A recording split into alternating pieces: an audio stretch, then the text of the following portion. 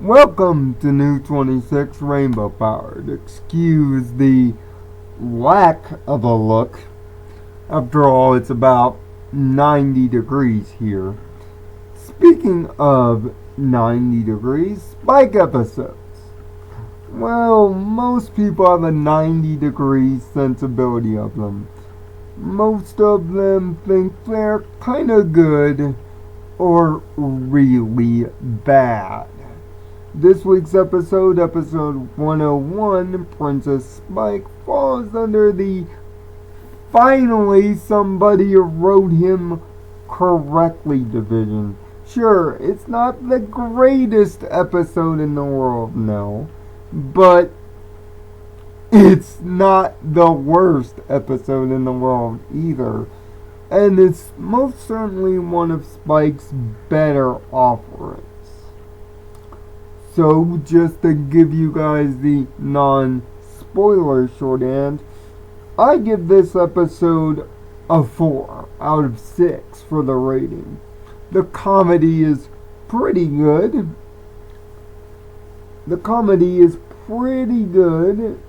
For the most part. The plot is properly set up, and the moral about self-glorification and about letting power get to your head is a natural lesson for anybody with leadership quantities or wants in their life. By seeing every city represented, and the pairing of Cadence and Spike is a strange one, but it strangely works well. Also, it's nice to see Spike's heart in the right place and trying just to follow an order here.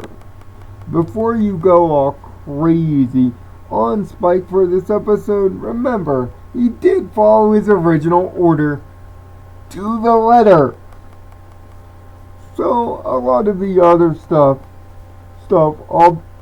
albeit bad, is all in a good nature and good place.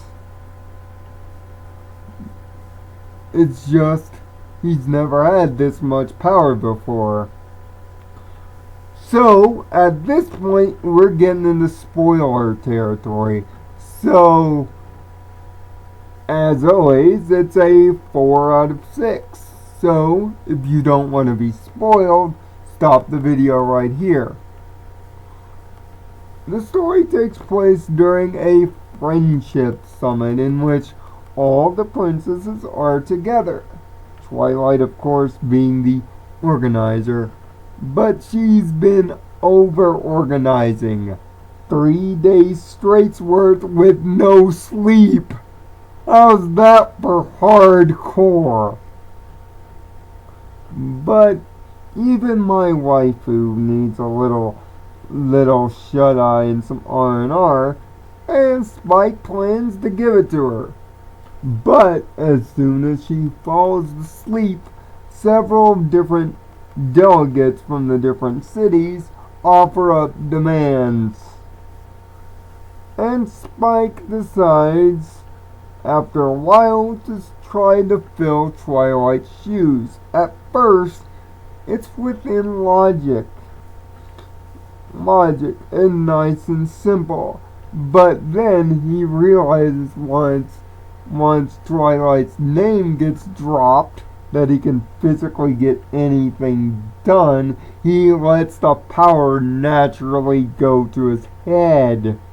Something that Princess Cadence easily pops up on with her usual subtle kindness and tact.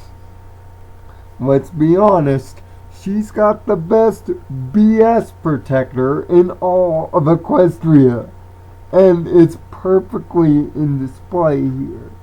But as the decisions keep piling up, piling up, it doesn't seem like Spike is going to get his just comeuppance for power abuse.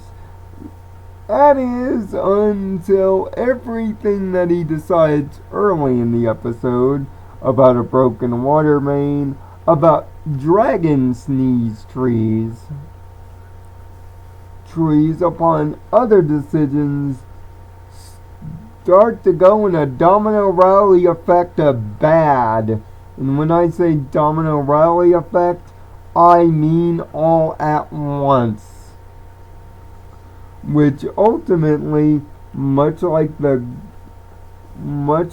great cartoon skits of the past, the jig is up. And just in time too, because Twilight's shut-eye is over. And boy, does she have a lot on her plate as soon as she wakes up. But Spike takes responsibility for his lack of smart decision making and over abuse of power, and manages to rally all the delegates together to rebuild the commemorative statue.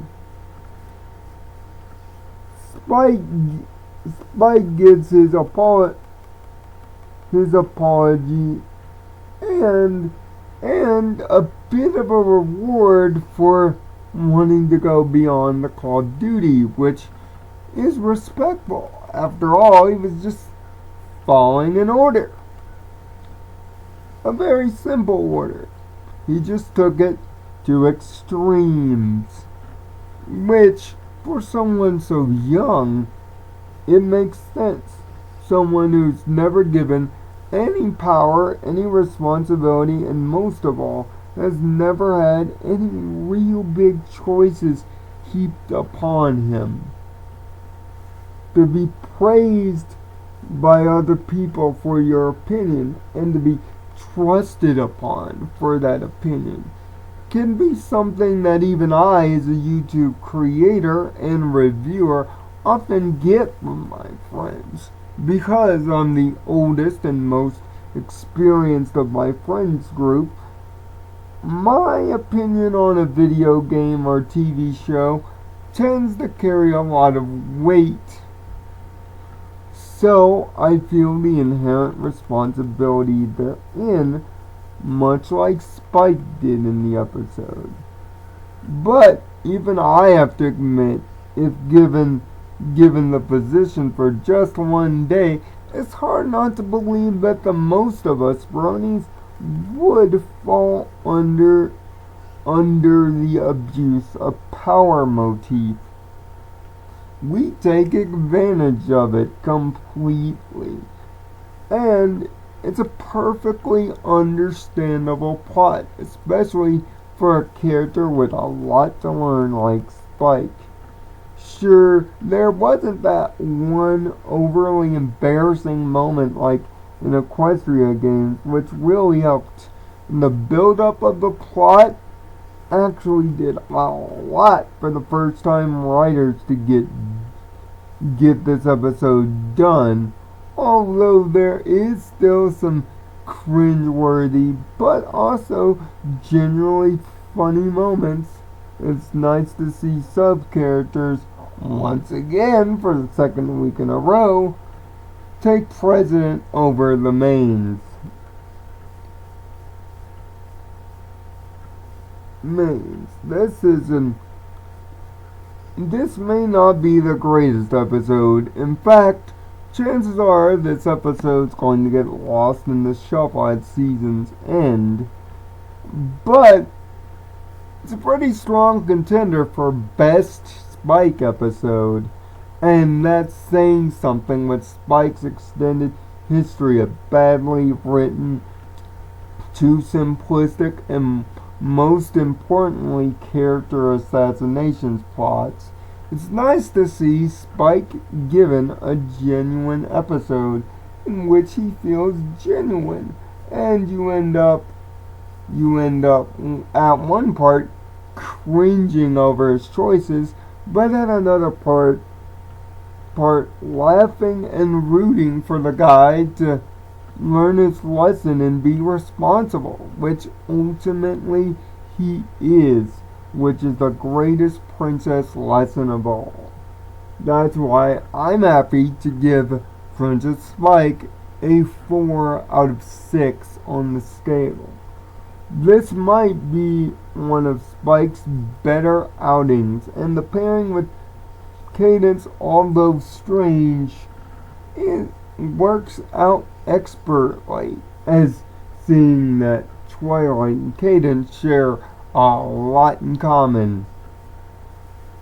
Although the episode does suffer from a few Spike episode beats, mostly the overbearing mentor like Cadance and the but possibly could go wrong, will go wrong motif.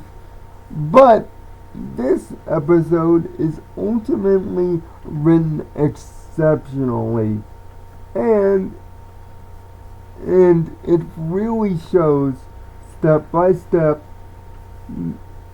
that Spike is slowly becoming the character I think he is, Mr. Reliable. So, until next week when we do episode 102, Party Pooped, I am Nirvana Sparkle. Find peace in your own Nirvana. And watch out for those dragon sneeze trees. Seriously. And on an off note, bad ending joke. So bad. It was so bad I was thinking of giving this episode a 3. That's how bad it was.